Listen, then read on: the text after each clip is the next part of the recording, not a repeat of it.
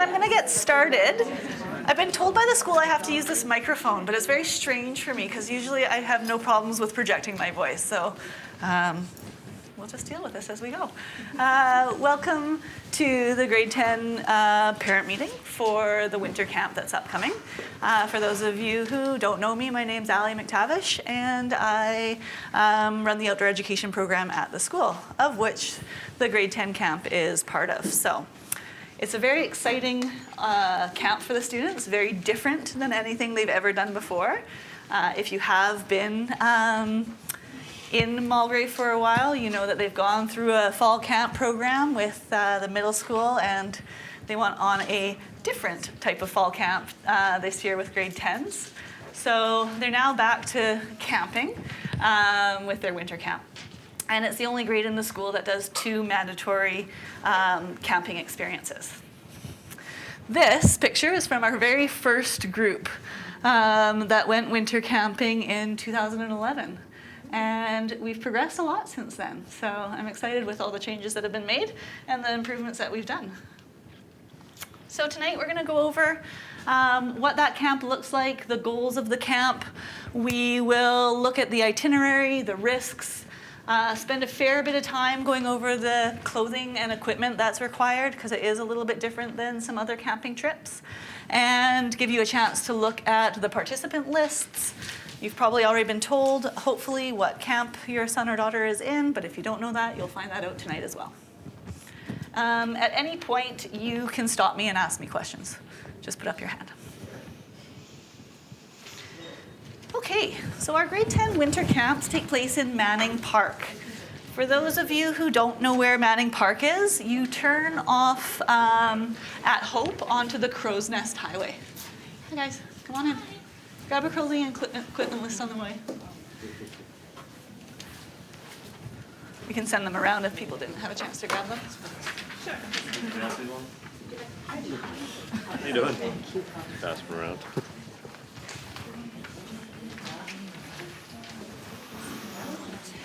Great. Okay, so yeah, the Manning Park is where our winter camps take place. It's about a 3-hour bus drive away from here. And we kind of round a corner after we leave Hope, and it turns into a winter wonderland. Not that it isn't a winter wonderland here right now, but it's kind of rare, you know. Sometimes we board the buses for winter camps, and it's like pouring torrential rain in West Vancouver, and we round this magical corner, and it's a snowy paradise in Manning Park. So it's a 3-hour bus journey, and we have about 40 students on each camp, along with 5 chaperones. And we have the 2 different dates that are going out, with 1 day in between for Mr. McKillop and myself to reset and hand out tents and things to the second group before we go back out again. So you can see that both group has 1 weekend day that's impacted on these camps. The other chaperones that are going on the camps with us are right up here. All of these chaperones are doing this because they're excited and they want to do this. Deanna is the only teacher that has gone on the camps before, but Mr. McKillop and I have led these camps for the last few years, and we go on both of those camps as the lead teachers. No Miss Clark this year. I know, she's like loitering at the background there. She's so disappointed, yeah, that she couldn't make it work this year. So there we go. So our first trip goal is camping in a new environment. All of the photos that you're seeing up here are taken from our winter camps. And camping in the winter is a different experience for students because they have to deal with the snow. And setting up a winter camp in the snow takes a really long time. You have to flatten out the snow to set up your tent on it. You create your cooking shelters by building up the snow, creating tables, creating little nooks for your pot set. And the students get really, really involved with that. It probably takes about 3 hours to actually set up the tent and set up the cooking area. And we try and give the students as much time as they need And that's one of the best things about this camp is that the pace is quite relaxed, and that's very purposeful because they're camping in a new environment. And we want to make it a positive first experience camping in the winter. Part of the winter camping experience is self-care and taking care of yourself and also taking care of your group mates. And it tends to be with 15-year-old, tends to be boys, a little bit harder, and they need a little bit more reminders not to roll around in the snow, not to throw snowballs, trying to keep dry, because keeping dry keeps you warm. But we try and get them to take as much personal responsibility and to look out for their group mates, because we don't have our eyes on everyone at all times.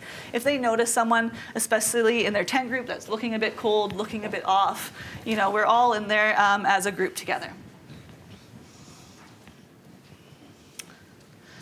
We do 3 different types of winter travel activities when we're out there. Our primary mode of transport is snowshoeing. And we snowshoe into our winter camp. We snowshoe on a day snowshoe trip. We snowshoe from our campsite to the lodge. And that is our primary mode of transport. We also do a skate ski lesson, which builds off of what the students did in grade 9 up at Cypress. We do a skate ski lesson for the first camp on the last day and for the second camp on the first day. And I'll explain that when we look at the itinerary. They also have a chance to go ice skating. Believe it or not, this is the ice skating rink here on one of our camps. It was just absolutely snowing down, but the students had a lot of fun with that as well. The ice skating is an optional activity, so they don't have to do that. They can choose to toboggan instead if they want to. And the last trip goal is the individuals and societies assignment that the students will be working on. They do a pioneer activity when they're out there, and the students get really into it. They have to pretend that they're a pioneer in that environment at that time, and they get a big introduction to that while they're out on camp, but also by their humanities teachers before they go on the trip. They do a film. They build a pioneer technology of sorts. When they're out there, they have to film the whole process, do a little reflection piece, and that gets assessed by their humanities teachers. When they come back to school, they have time to work on it and finesse and finalize it. It is a group activity that they do, and they do that with their tent group while they're out there. Okay. Here is the general itinerary that we are going to follow while we're out on winter camp. So we ask that the students get dropped off at the school on the day of departure at 7:30 in the morning. That allows us to group everyone together, give them some last-minute pointers, filling water bottles, making sure their snacks are out of their bags, all that sort of stuff before we load onto the Lynch bus for our 3-hour journey. We stop at Chilliwack for a washroom break, a rest break, and there is a Tim Hortons there. So that is an option for students to grab a quick snack if they need to on the way out to camp.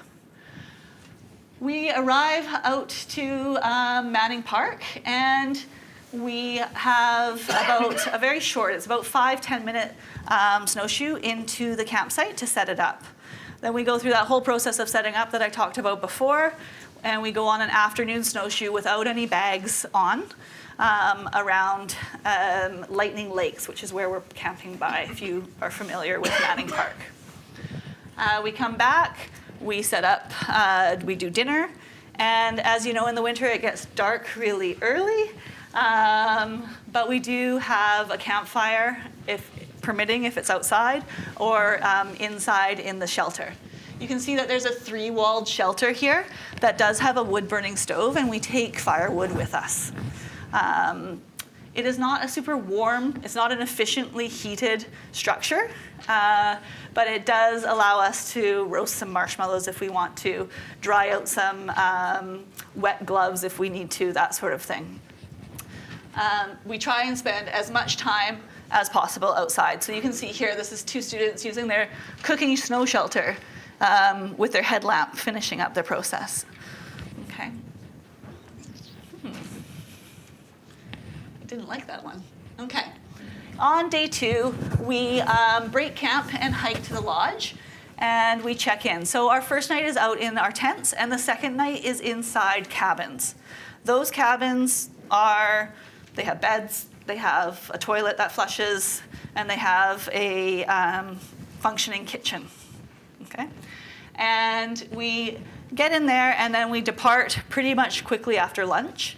We go and do the social studies activity that I was talking about, as well as doing some winter skills, some outdoor ed winter skills.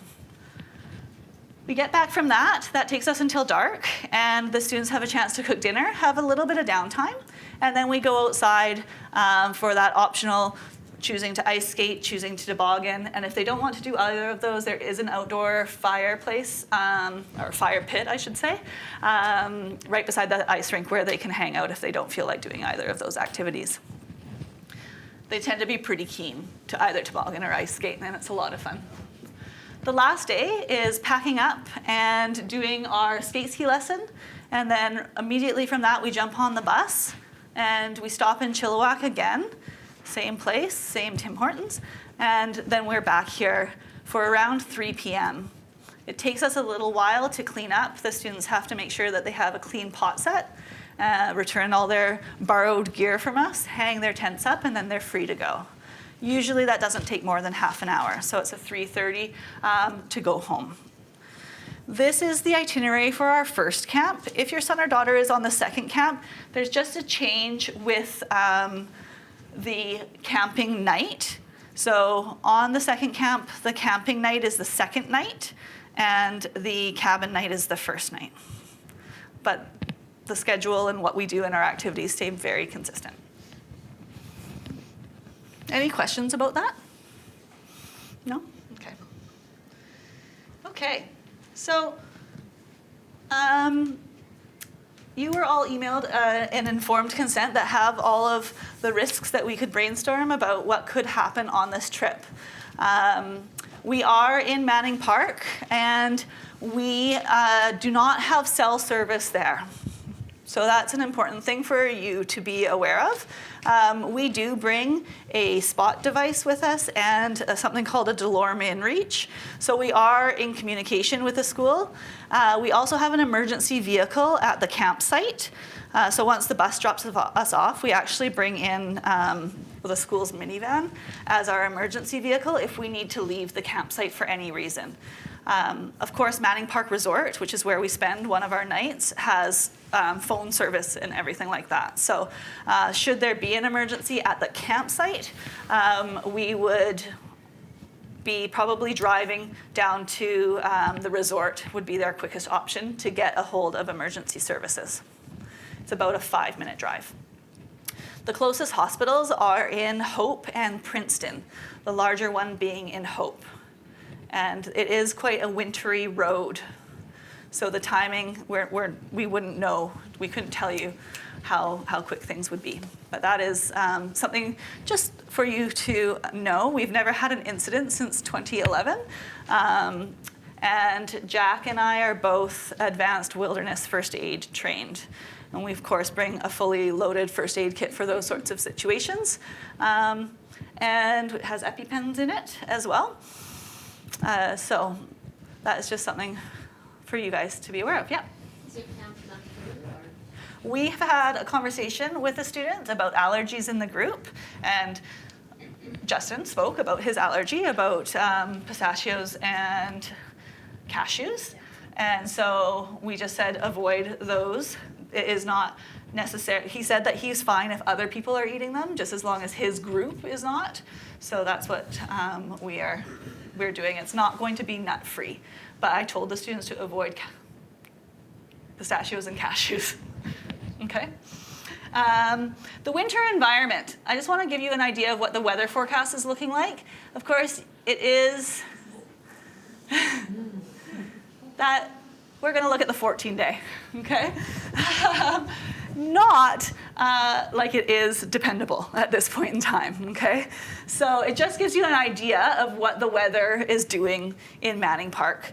So you can see it is quite cold at nights. And our ideal situation is a cloudy day, with no precipitation. It traps the heat in, it makes it a little bit warmer.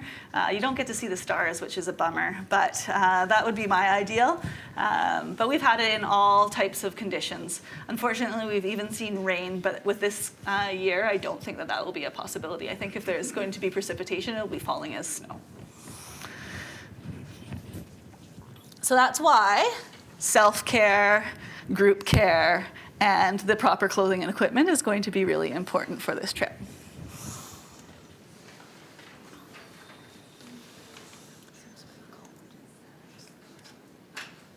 Which, if you have no other questions, I am going to go over in a fair bit of detail the clothing and equipment list.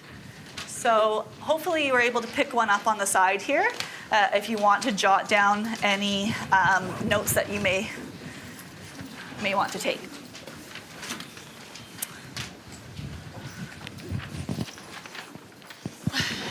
Sorry.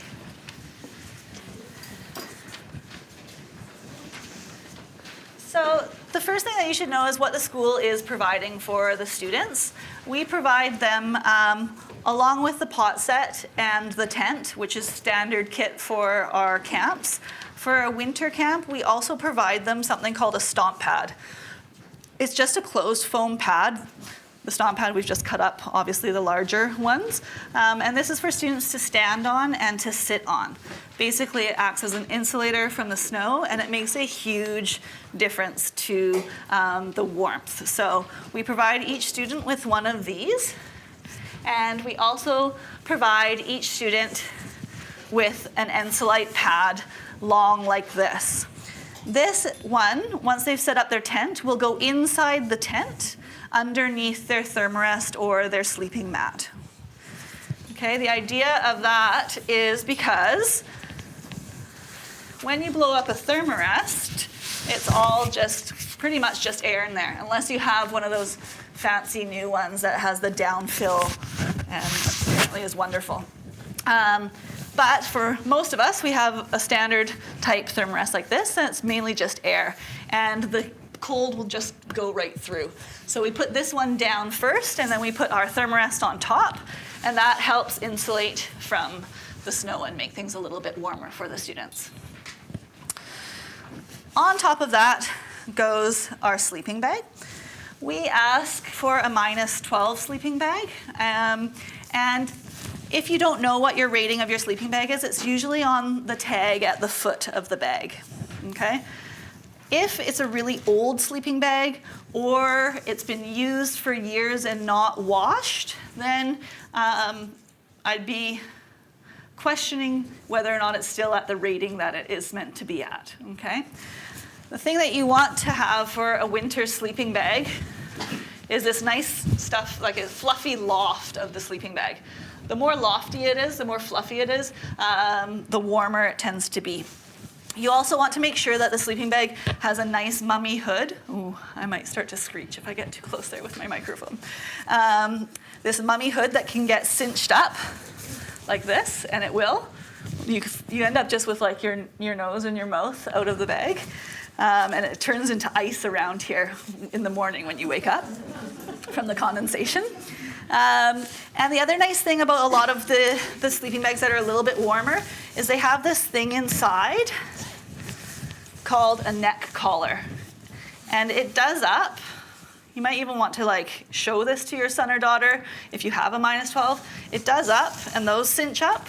So it forms a seal around your neck here to keep the heat from your body from being lost in and out. So those are sort of a warmer type sleeping bag. If you know that you don't have a warm sleeping bag, there's things that you can do. One of them is to purchase or borrow something called an overbag. These add about 5 degrees to the rating of a sleeping bag. It's called an overbag, but before I had a proper winter sleeping bag, I tried to put it over my sleeping bag, and I actually decided that I liked it inside. So I called it my inner bag. But anyway, so either way, it can go over top or inside as an additional layer. These are probably around $70 at MEC.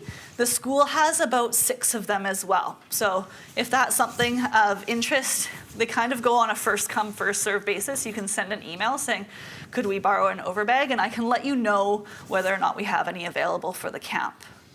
The same thing with the sleeping bags. We have a few sleeping bags that are to borrow. I do not recommend going out and purchasing a brand new winter rated sleeping bag for a one-off experience like this. The other nice thing is that students in grade 11 and grade 12 have all gone through this experience. So if you're family friends with them, you might want to ask if their family has a -12 sleeping bag, or half the grade is going out on another camp, and that's another option to try and find some of this gear. So there's lots of options to try and find this gear because winter sleeping bags run quite expensive, okay? And unless your son or daughter is going to be an avid winter camper, it's probably not worth the investment. They used to rent them from Mac? And they do actually rent them from Mac as well. You're right. Yeah, absolutely. They'll rent a winter sleeping bag. Yeah. Do you think they have lots of them, or is that a rare thing that they have? I don't know what quantities they have. Yeah. So there's lots of options there, but thank you for reminding me about that. Okay. Oh, look at that. I got kicked off again.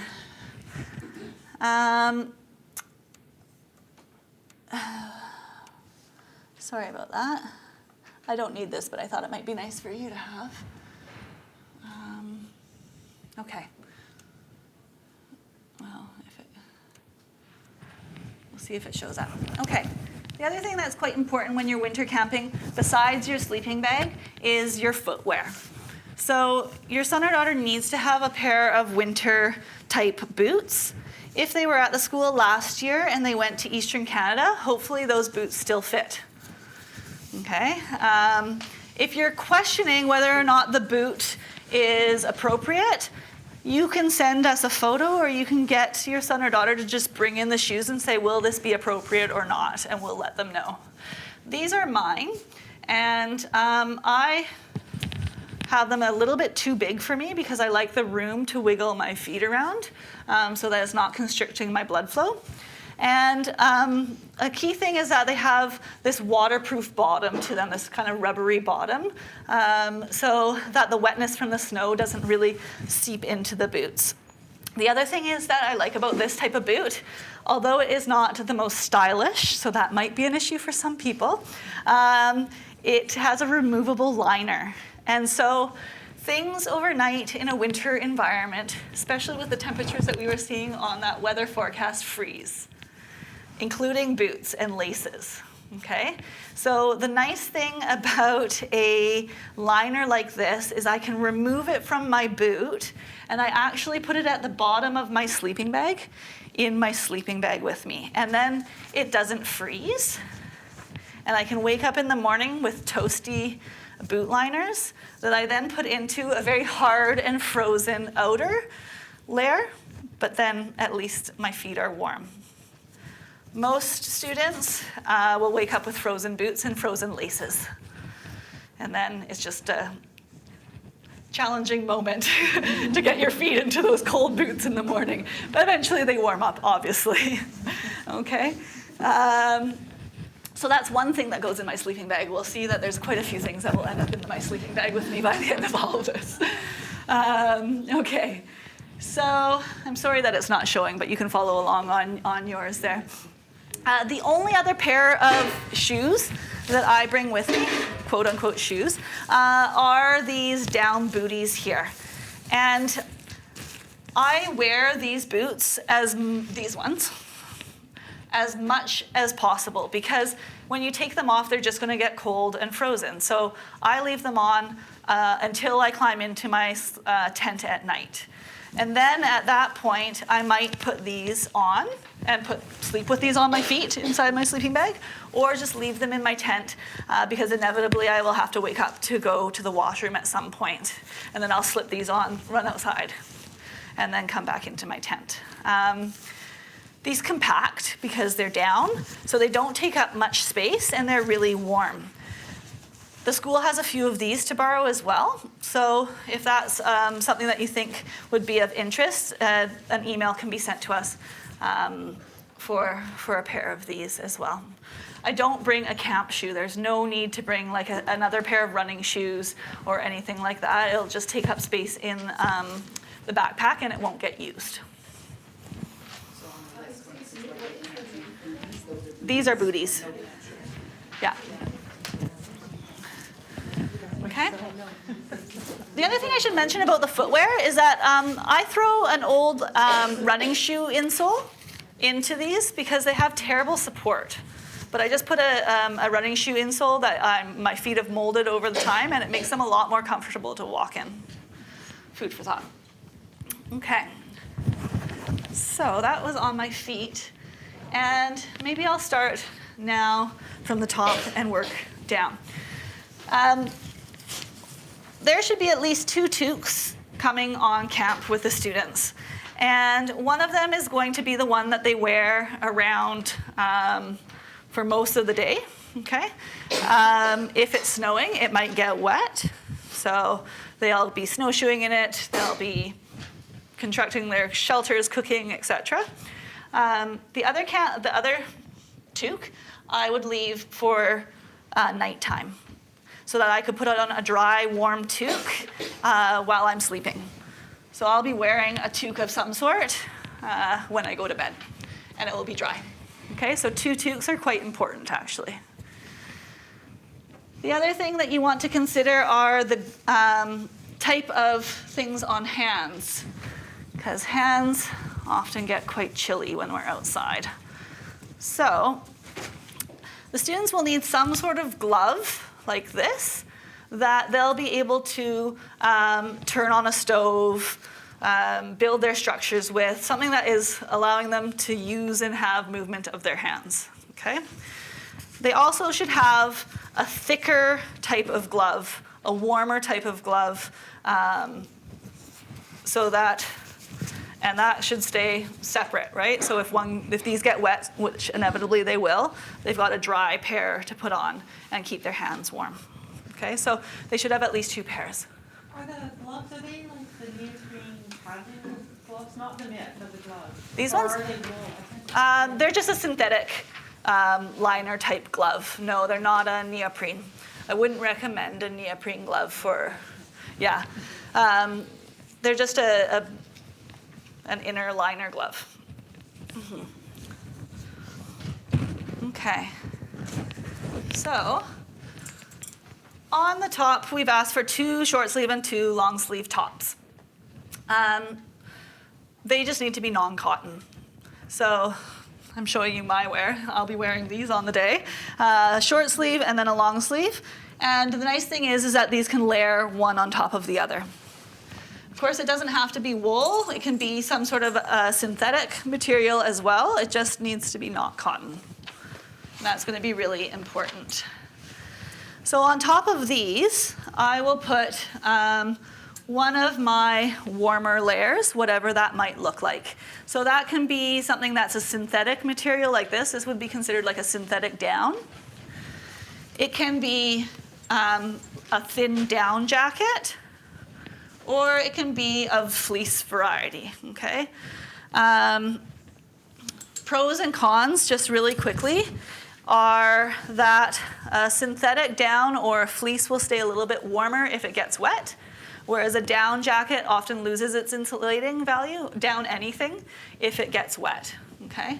If you're really good and responsible at keeping things nice and dry, I bring my down out there without question because I find it quite warm, okay? So that'll be my go-to when I'm out there, but anyways. The key bit is that they can be layered on top of each other. So we've asked for 2 warm jackets.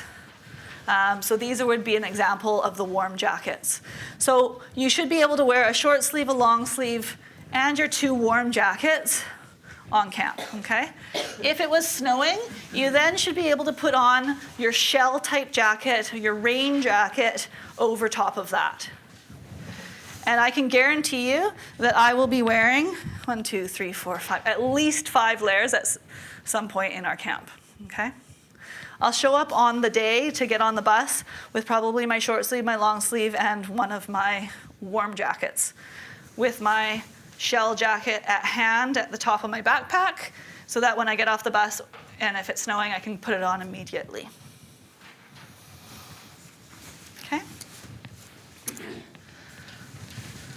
I will let you know that I will be bringing, this will be my warmest of my warm layers, okay? And I love it out there. So if your son or daughter is really into the outdoors, or they're going to do a lot of camping in the future, this type of big down jacket is really lovely. It acts as a pillow at night, and it also acts as a really warm layer when you're out there, okay? So that'll be what I'm wearing on my top. And the idea is that it can all be worn one on top of the other, layering system. What we want to try and avoid is a jacket that does a 2-in-1 combo, okay? Not the type that you can zip out the liner, like if it has a zip out fleece or a zip out down jacket, that will be fine. But the one that is both insulating and their outer waterproof layer. And you can't separate those two, because if it gets wet, then they've lost a warm layer and their waterproof layer. If this system gets wet, like if my outer layer gets wet, I still have my inner warm layer available to me. Okay, so the ski type jacket that is the 2-in-1 that isn't very waterproof and it's insulating, we'd like to try and avoid that. And that's the same on the bottoms, okay? So I'll go on to the bottoms, but that sort of all-in-one ski pant is not going to be as useful as the layering system that we are talking about. So on the bottom, I will definitely be starting with my long johns. These are not them, but a thin pair of long johns. Okay. And then I will be wearing a hiking type pant, okay? Yeah, these are like a soft shell material. I will be wearing those when I get on the bus in the morning of my first day. And then I will have handy my rain shell type pants. Okay, so you can see the difference between a pant like this and a pant like this is that this is literally just a waterproof shell.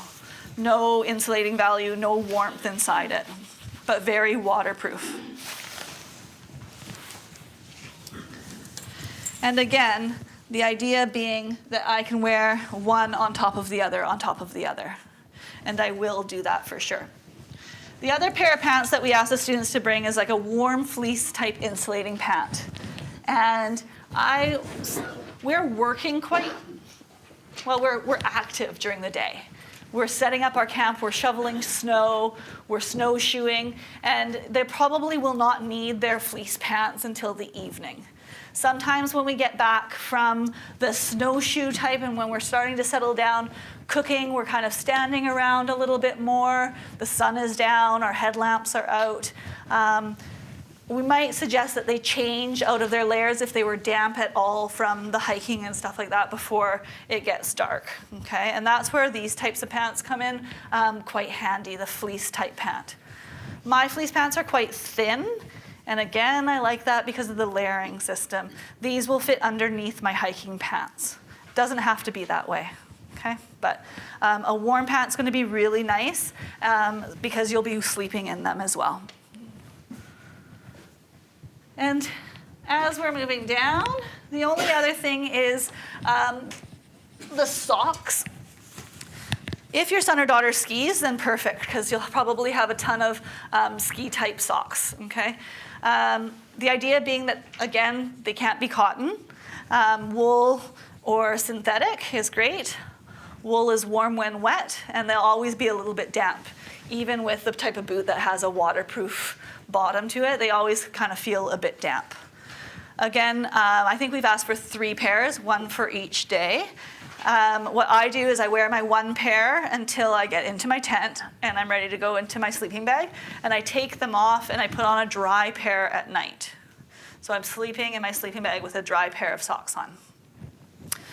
often what I'll do with these socks, let's say these are the ones I was wearing and they're slightly damp, they might go, well, they will go down at the bottom of my sleeping bag because the heat will help dry them out. I also don't like putting on cold clothes, so I take off, like my hiking pants will go in the bottom there. There's a lot of stuff that goes in my sleeping bag. Okay, that is our clothing side of things. The other thing that I just wanted to mention is your toiletries that are needed. We really encourage the travel-sized things. And I wear contact solution, and I might bring this much contact solution for the 3 days of the camp. So just trying to reduce the size. We've all seen this. This is from our, going through the plains. But you just want to try and reduce the size of the toiletries because they're really heavy and they take up a lot of space. So that's just something to keep in mind. If your son or daughter uses contacts, again, they'll go in the sleeping bag with them because they will freeze. Okay? So that's something, like if you have, I think we asked for spare Ziplocs and things on there. So if they do wear contacts, they can throw their contact case in a Ziploc bag and stuff that into their sleeping bag with them as well.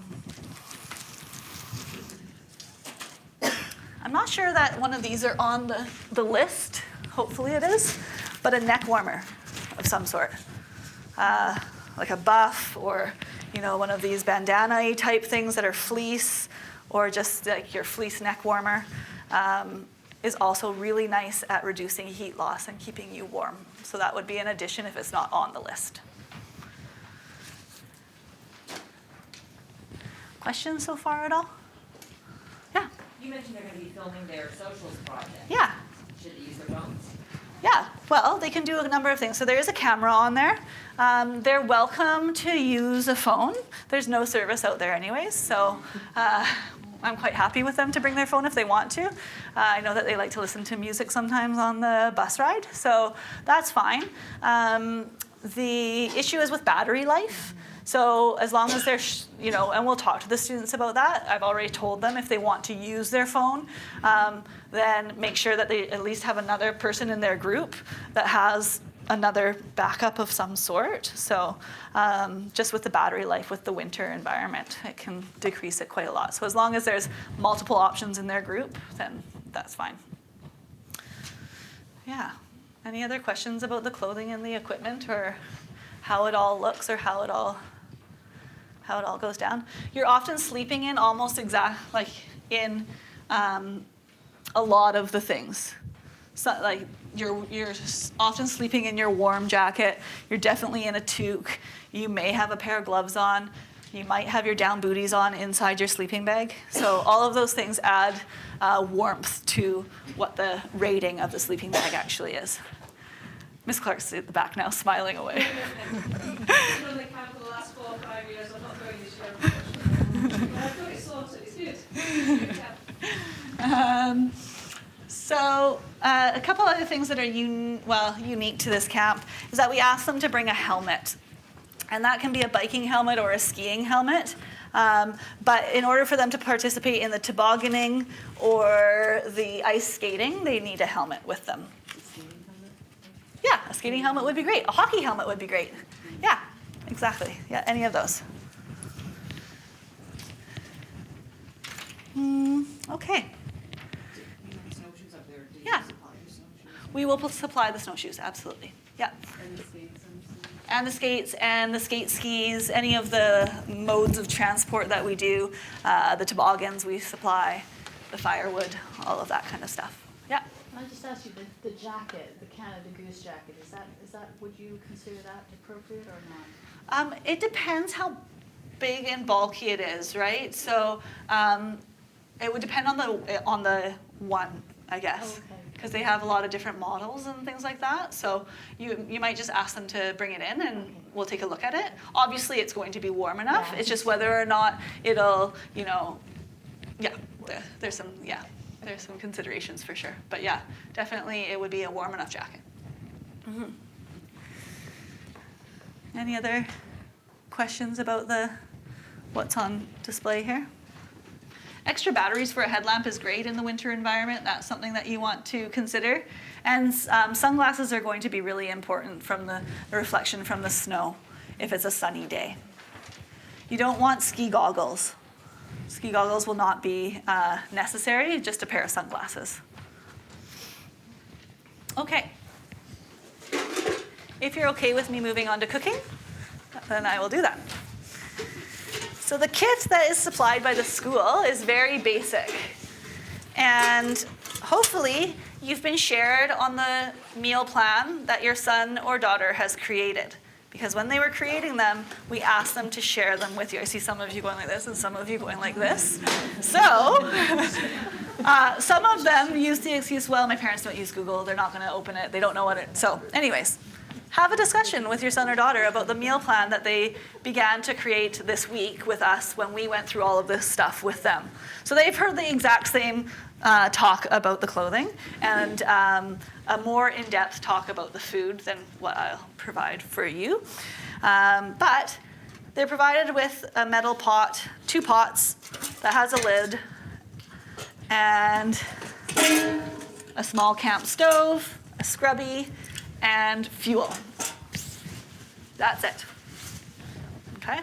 So sometimes the students need to saute things or scoop things out of there, and if the plastic fork or knife or whatever it is that they're using isn't appropriate, maybe they need to bring a spatula of some sort. Maybe they need to bring a spoon to scoop stuff out with. There's additional things that students often don't remember that they need when they go about cooking. Because a lot of students, some students we have had some amazing meals out on winter camps. We had this elaborate soup pot type meal where the students just were doing it for like half an hour, putting in their different stuff into their pot. It was amazing. Most of the time they're pretty basic meals, but they can all use a little bit of prompting. Oh, I see you're making a stir fry. Do you need oil for the vegetables? Okay, those sorts of things they often tend to forget. And putting things like oils into a little container like this, it's about 70 cents, I think they cost at MEC. They come in a range of sizes. Obviously, the cost changes depending on the size, but these are made by Nalgene, so the same people that make these types of water bottles here. And I find them really, really good to transport liquidy type things. Depending on what camp your son or daughter is in, will kind of depend on their meal plan, because they have a full kitchen, like I said, on the night that they're in the cabin. And if that is the first night, then they may have the ability to make something quite elaborate, right, with fresh vegetables. And we've had frozen pizzas come out before because they have an oven. Salads and all that sort of stuff can come out. If they are going into the cabins on the second night, well, things change a little bit because their food is then hung up overnight in that 3-walled shelter that I showed you, and it will freeze. Okay, so things like milk will freeze. Nutella will freeze. I don't know. What other things have we seen that have been really interesting that have frozen? Any type of liquidy thing. I think the Nutella is the best one. They get really excited about having it for breakfast, and then the plastic box and it breaks it. So I've told them that I would avoid bringing those, just thinking about, okay, what's going to freeze when I'm out there?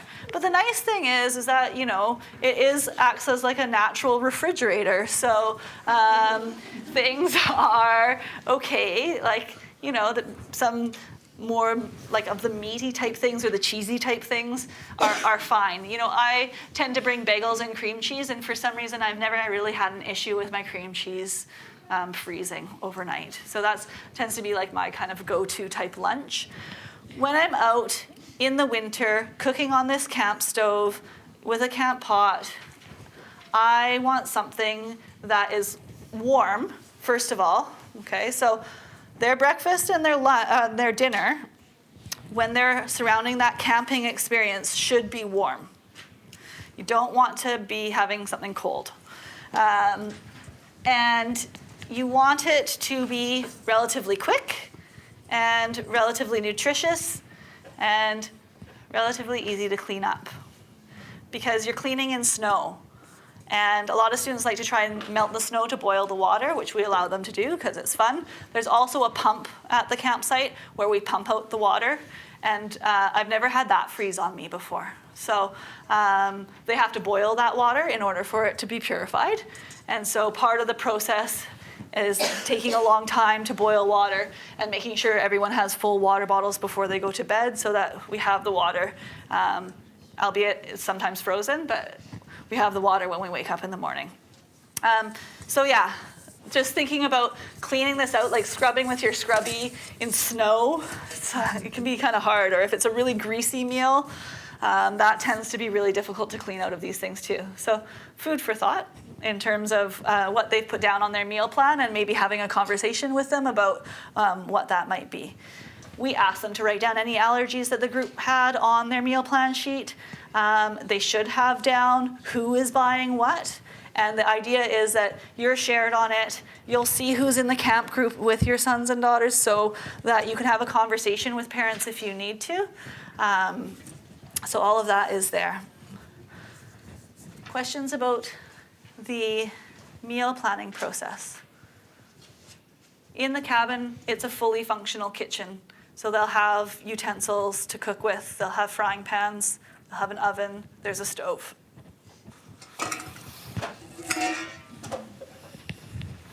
Okay.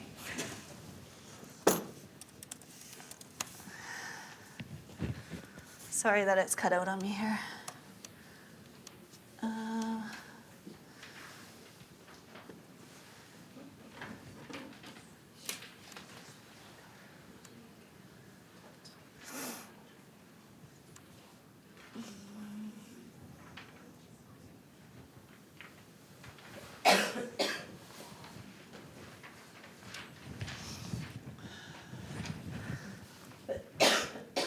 It's now frozen.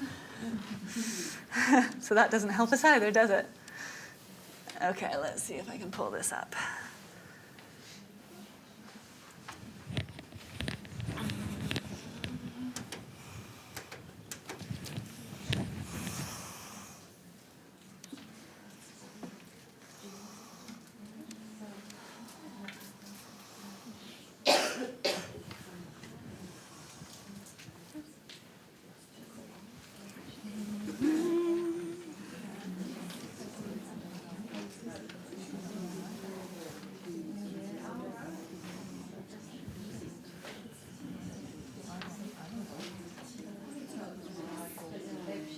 Okay.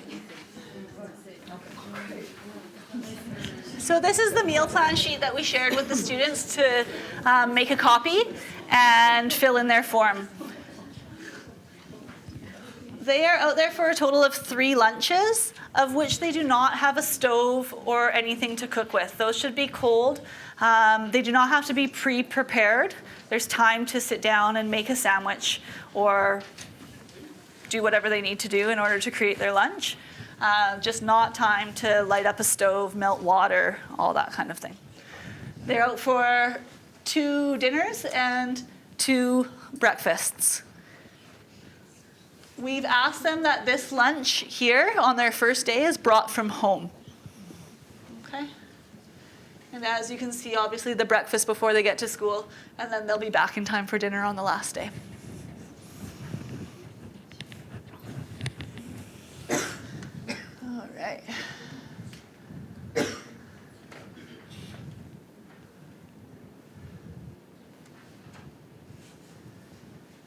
Okay.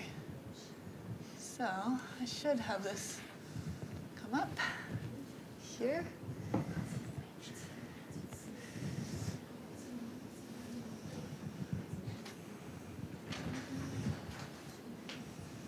We are having some technological issues, aren't we?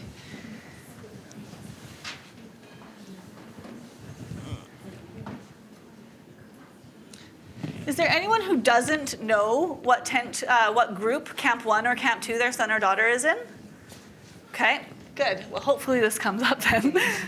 If not, I have it on my computer and we can take a look at it. And are there people who do not know what tent group your son or daughter is in? Okay, good.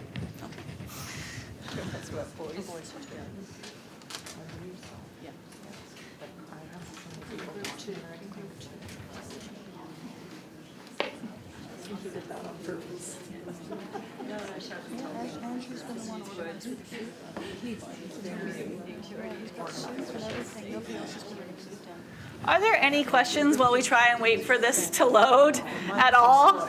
Any questions? Come on, I know you got them. What are the tents like? Are they 2-person tents? Oh, that's a great question. Thank you. Thank you, Dennis. So the tents that the students are in are either 2-person, 3-person, or 4-person tents. So we have a range of them out there. We try and get them around that spot of 3 people, but we do have a few 2-person tents, and we do have quite a few 4-person tents as well. So those are the types of tents, and they're the same types of tents that they've used previously as well. So let me see if I can. Oh, sorry about that. I have this on my computer if we need to just take a look at that afterwards.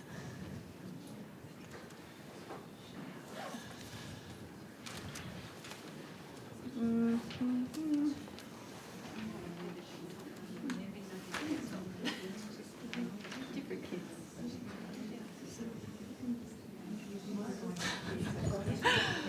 Oh, this is unbelievable. I'm really sorry about that. Did it go? Oh, good. Okay.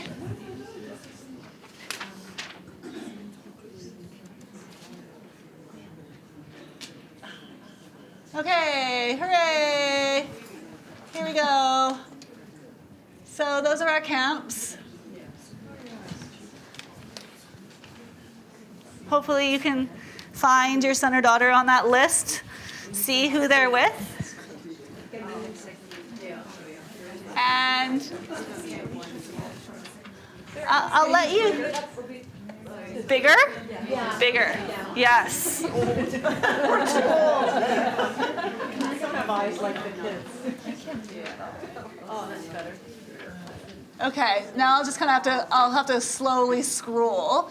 But something that you should be aware of with this is that the students filled in a form prior to winter break, and they put on it 5 people that they wanted to be in a tent with, and whether or not they had conflicts with one camp or another or both.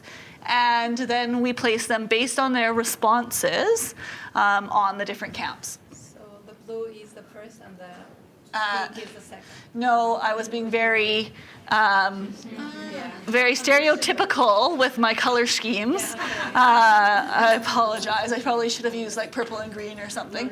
No, you should have made the boys pink. Yes, I should have done that. So here you go. I'll just do a quick scroll down or a slow scroll down.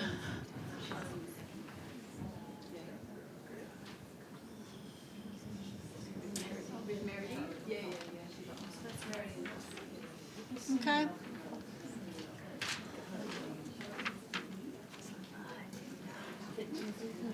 There we go. I see that there's a bunch that are like 2 people or 3 people, so they'll get the 2 or 3 person tent. That's right. And the 4 gets a 4-person tent. Is that correct? Yes. Okay. Yep. Sometimes we put like a group of 3 in a 4-person tent, or a group of 2 in a 3-person tent, depending often on like the size of the students. So that just depends on how we feel like what will be most comfortable for them. Okay. Yeah. So it's a minus 12 sleepy day. If the forecast says it's going to get down to minus 19, like it did 2 nights ago in Edinburgh, Yeah. what do you do? Yeah, we monitor the weather really closely, and we will. it's an interesting one because I've been outside with the students at a -19. We tend to bring extra sleeping bags, extra things like that to kind of like throw on top of groups. I have had to take one group down into the lodge when it got too cold, or it may just be like it's too cold to go. The school might make a decision not to go. So, yeah. Yeah. I mean, is there heat generating? Like their bodies are generating Absolutely. heat in the tent. Absolutely. Right? So They'll wake up in a cold. tent. Often students really want to get into their tents at night. We have a whole protocol on what they need to do before they get in the tent. You don't want to go in a tent cold, yada, yada, yada. We coach them through the experience of then entering said tent. But actually, they like to be inside their tents, and they're usually in their tents, believe it or not, by like 8 o'clock at night. They're looking at the clocks at like 6, being like, it's only 6 o'clock? Because it's so dark outside and cold. So they tend to be tucked into their beds at like 8 o'clock at night, and nice and cozy. But I can't remember what the question was. But it's warm in their tents. It is warm in their tents. And when they wake up in the morning, it's like they have to kind of like move quickly because it starts to drip because it's frozen. The condensation froze inside the tent and then it starts to melt. So yeah, absolutely. Oh, that's a really good question. If hands and feet are cold, it's kind of symptomatic that there's a few other things that might be going on. Like they will burn slightly more energy when they're outside in the cold, so they may be more hungry than they typically are. So maybe they need to eat a little bit more to get that energy burning going. Maybe they need to put on another layer because it's their core that's kind of pulling the heat from their hands and their feet. So I feel like those hand warmers and feet warmers sometimes mask like that they actually need to do other things besides just shake those hand warmers. But a lot of students really like to have those and find them really helpful when they're out there. So we don't. More at night. Yeah, they could do that for sure if they want to. Yeah. The other thing that sometimes is nice is that when this water bottle is filled with warm water at the end of their night, it's nice to like stick it inside your clothes because it acts like a little warm hot water bottle. But then you need to just remove that before you get into your sleeping bag and go to bed, just because it might start to suck heat away from you instead of keeping you warm. Lots of things. Yeah. Do you recommend plastic water bottles or glass or metal? Like gloves, camping? Yeah, great question. I think metal ones are fine on most camps. The winter camping, I prefer this type of water bottle. It seals up really nicely, okay? It has a wide mouth, so if I'm pouring hot water into it, the wide mouth is a lot safer than a narrow-mouthed bottle of any sort. And also the wide mouth, when you're in the winter, when the water freezes, it's not usually frozen in a solid clump. It's usually like the first little bit, and then you can kind of get your knife in there and pop the ice down. Where it comes, I wouldn't recommend a squeezy type water bottle. That will gum up and freeze. But I would recommend kind of a harder plastic water bottle like this. The metal ones get really cold and not very nice to hold.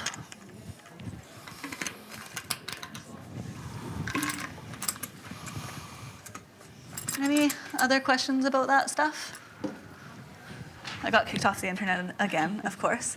A couple of key dates. So we've done 2 meetings with the students and we're finished with the meetings. So we told them that if they didn't finish their meal planning in that meeting time, that they needed to do that with their group outside of time. So that is something just to be aware of. If you have your informed consent with you here, feel free to hand that to me and I will hand it in to the senior school office on your behalf. If you don't, it's due to the senior school office, not the outdoor education room, by January 16th, which I believe is next Monday, so this coming up Monday. The gear checks for the camps are happening next week. If your son or daughter is on Camp 1, that gear check is happening on Thursday. We require to check everything, and it may be beneficial to not meticulously pack the backpack. It might be beneficial to bring the backpack and then just like a bag of all the stuff, because the students get quite annoyed that we ask them to unpack their perfectly packed bag. Be like, Ms. McTavish, seriously, I have to take my sleeping bag out of the stuff sack? You don't know how long that took? But yes, we pull the sleeping bags out. We check the ratings of them. We make them empty them to be flat like this, and then we say, okay, great, go ahead and repack it. And we're not their favorite people. So just something to think about. But please make sure that everything on that list is there for that gear check to the best of your ability. I know how teenagers can be, and they do need that independence, right? So